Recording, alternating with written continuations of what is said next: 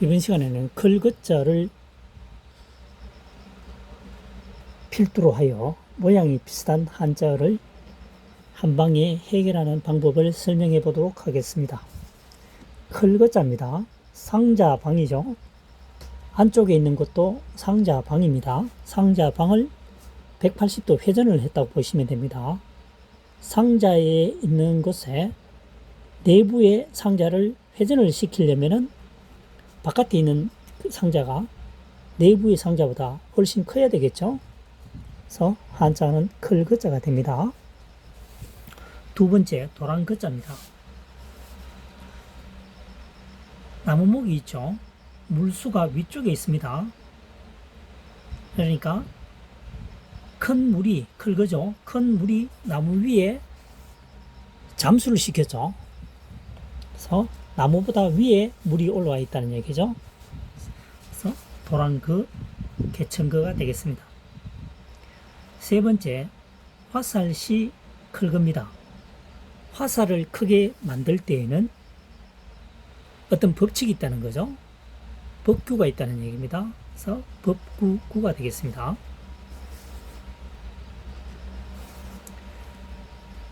2023년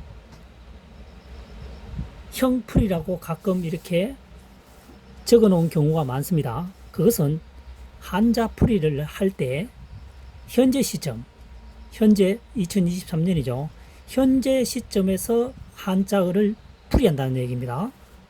방법은 주어진 한자만을 가지고 추상적으로 설명하는 것이 아니고 구체적으로 접근하려고 노력한다는 거죠. 그러니까 한자의 풀이 방법은 매우 다양합니다. 10사람이 푼다면 10사람이 다 각기 다른 생각을 갖고 있기 때문에 다르게 풀이할 수도 있겠죠. 다만 중요한 것은 몇 년 후에, 시간이 경과한 후에 그 한자어를 자기가 만든 한자를 대입시켰을 경우 다시 재생할 수 있다면 성공한 작품이겠죠. 추상적으로 설명하면 그 순간에는 풀이가 될지 몰라도 시간이 흐른 후에는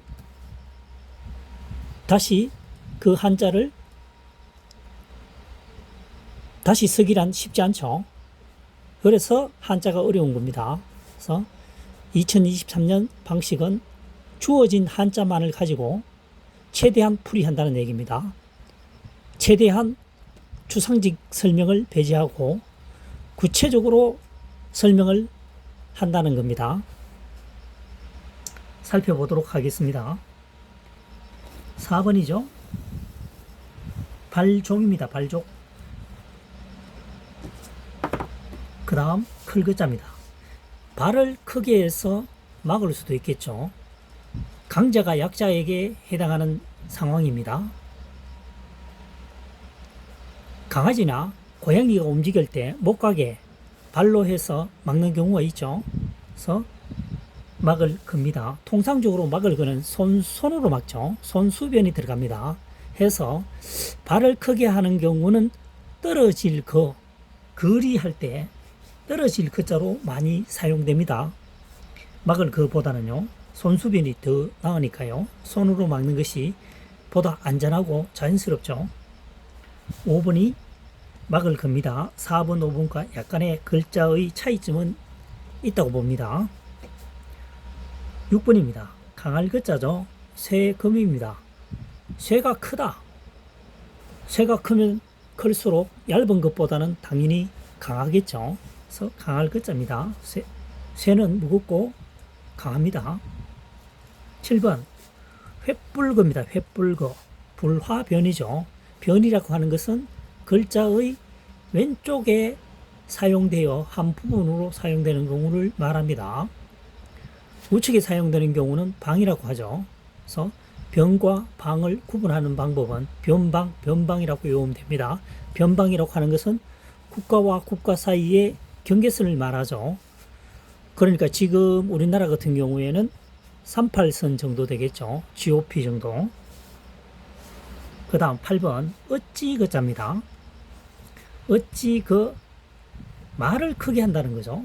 목소리를 크게 하게 되면 어린애들이라든가 타인들이 놀라서 멈추는 경우가 많죠. 그리고 못마땅할 경우, 그만두게 할 경우에 소리를 크게 하죠. 말씀은 클 겁니다. 말을 크게 할 때는 멈추는 것이 우선이다. 멈출 거, 그칠 거, 어찌 거 하면 되겠습니다. 다시 원점으로 돌아가 보도록 하겠습니다. 1번 클거자입니다. 상자방이죠. 안쪽에도 상자방입니다. 네, 차이점은 180도로 회전을 시켜놨죠.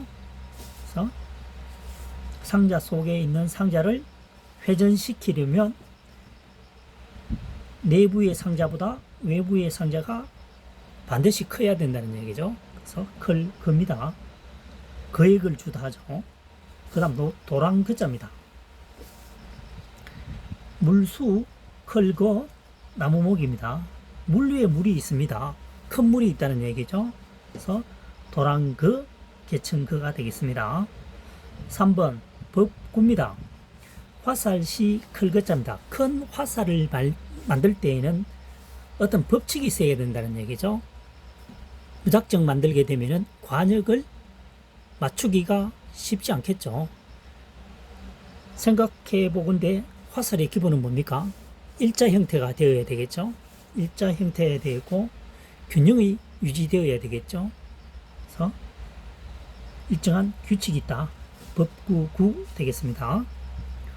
4번입니다. 막을 거자입니다. 발족이죠. 클 겁니다. 발을 크게 한다는 것은 상대편을 막는다는 거죠. 막을 수도 있습니다. 하지만 이 글자는 발을 크게 해서 멀리 떨어진다. 떨어질 글자에 더 많이 사용되는 글자라고 볼 수 있습니다. 왜냐하면 5번에 막을 글자 손수변이 있죠.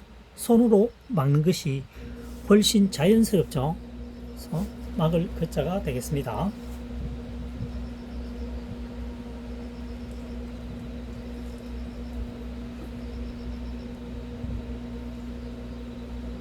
그 다음 6번이죠. 6번 되겠습니다.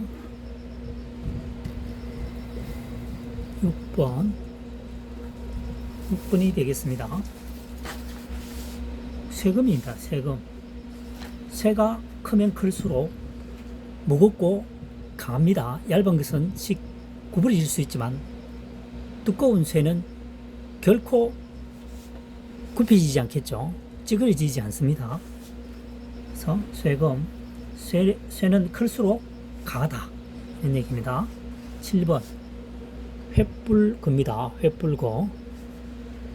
불화변이죠. 변이라고 하는 것은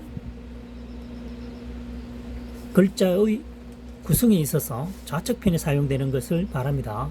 우측편에 사용되는 것은 방입니다. 변방이라고 했죠. 변방이라고 하는 것은 변방이라고 외웁니다. 변방이라고 하는 것은 국가와 국가 사이의 경계선이니까 그 나라의 중심으로 봤을 때는 변두리를 말하죠. 그래서 변방. 그래서 불이 크면 큰 불은 횃불이라는 얘기죠. 통상적인 불은 촛불, 호롱불 되겠죠. 그래서 횃불은 자주 사용되는 편은 아니다 라고 볼 수 있겠죠. 8번입니다. 어찌 그자입니다. 말씀, 변이죠. 좌측에 사용되었으니까 변이라고 하는 거고, 말씀, 변에 클겁니다. 그죠? 클거. 말을 크게 한다는 것은 멈추게 한다는 거죠.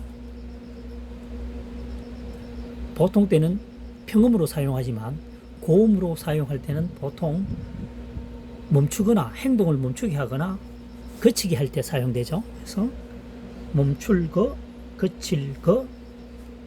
다음 대표음이 어찌 거라고 되어 있죠. 어찌 거가 되겠습니다.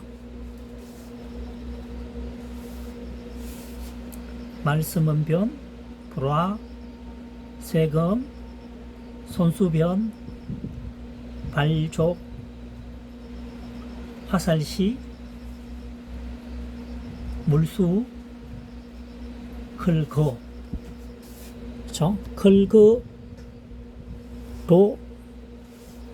구성되어진 파생되어진 한자어가 되겠습니다. 그래서 모양이 비슷한 한자라고 설명을 해 보았습니다.